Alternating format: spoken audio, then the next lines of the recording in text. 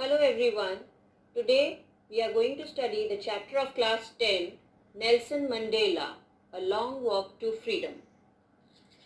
This chapter is an autobiography of Nelson Mandela. I hope all of you know what is an autobiography. It is a story of a person written by himself. Nelson Mandela was a famous South African leader who struggled for independence of Africa and finally succeeded. He struggled against apartheid, that is, the system where people are discriminated on the basis of their color. He became the first black president of Africa. He was called Madiba and belonged to the Thempu royal family. For 27 years, he stayed in jail because he was struggling against apartheid. He is called the father of the nation in Africa, as we have Mahatma Gandhi in India. 10th May 1994 has been described in this chapter. Nelson Mandela swore in as the President of Africa because apartheid was abolished. Many leaders came to congratulate Nelson Mandela. The ceremony took place in a sandstone amphitheatre of Union Building in Pretoria. Earlier, it was the place from where the white people ruled the country, but now all types of people were seen there. It has been mentioned as the Rainbow Gathering in the chapter. The difficult words of page number 17 have been mentioned in the given slide. With Nelson Mandela was his daughter Zinani. It was autumn season in Africa. Before him, first and second deputy presidents also swore in. Mr. D. Clark was the second deputy president and Thabo Mbeki as the first deputy president. At the time of swearing-in ceremony, he said that the whole world, we see to it, the freedom will stay like this. Now, when the racial discrimination has ended, the people of Africa will show the world what freedom is, and added that those countries who were not in good relations with us have now joined hand with us. He thanked them all, and everybody was saying that justice, peace, and equality has won. He pledged that no one will be deprived of any right and all will live peacefully. He said that never ever in Africa anyone will be forced to do anything. Nobody will be discriminated or oppressed. The word meanings of page number 18 are given here.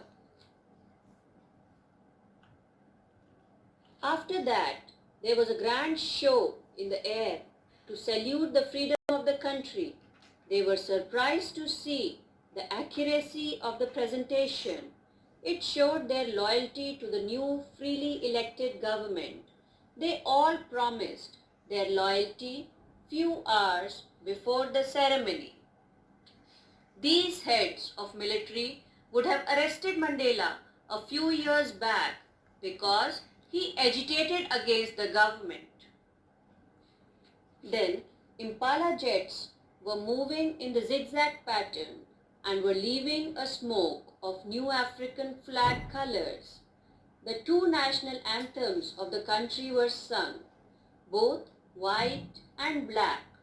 Earlier they disliked each other, but now they were trying to learn each other's anthems. Mr. Mandela was remembering his olden days. From 1900 to 1910, there was a war between English and Africans. And after this, apartheid system started. Social structure of Africa was considered most inhuman. Now, in 1990 to 2000, the situation has changed. No one is discriminated. Apartheid has been abolished and all are equal. He remembers all the freedom fighters who sacrificed their lives for this day. He feels sad because he cannot thank them all. They are unable to see this day because they are no more. He remembers all courageous men. Their names he remembers: Oliver Tambo, Walter Sisulu, Chief Luthuli, Yusuf Dabu, Bram Fisher, Robert Subuke. Word meanings are given for you. Such people cannot be seen again. He says that when the extreme pressure is there, then only you can see real diamonds. He compared heroes of his country with real diamonds. He says that his country is rich in minerals and diamonds. Same way, he had these heroes in his country. He has learned courage from his friends and colleagues. He has seen them standing against all sorts of tortures and keep working towards their goal. They are ready to sacrifice their life for their motive. Courage does not mean that a person has no fear, but it is victory over fear. From birth, nobody hates each other. They learn it by their society. So, if they can learn to hate, they can learn to love also.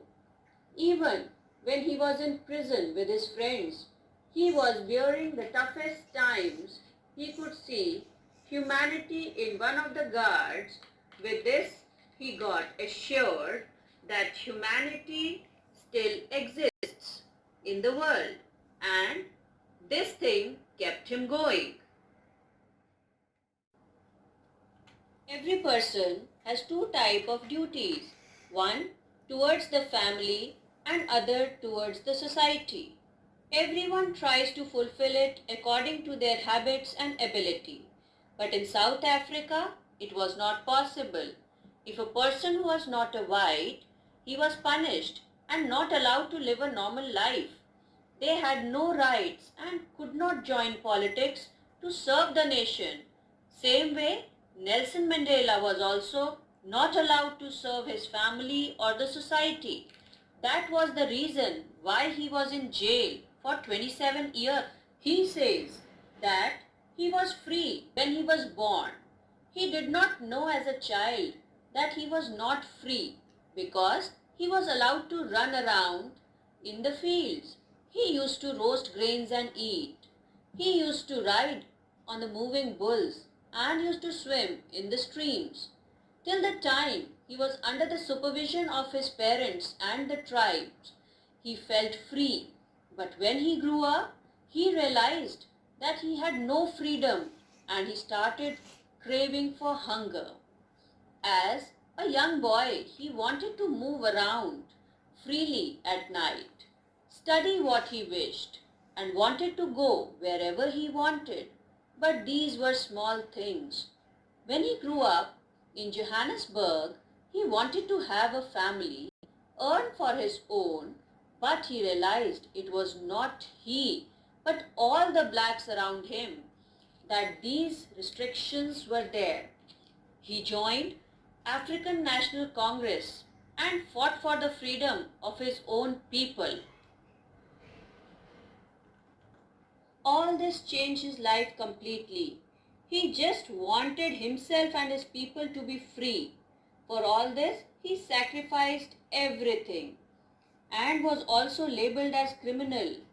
He is no exceptional, but he could not enjoy freedom when his people were unhappy. When others are in chains, he felt himself to be in chains.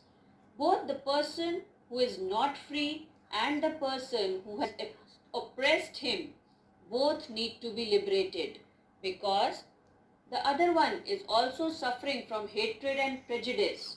They are narrow-minded and they also need to be freed. Both are sailing in the same boat.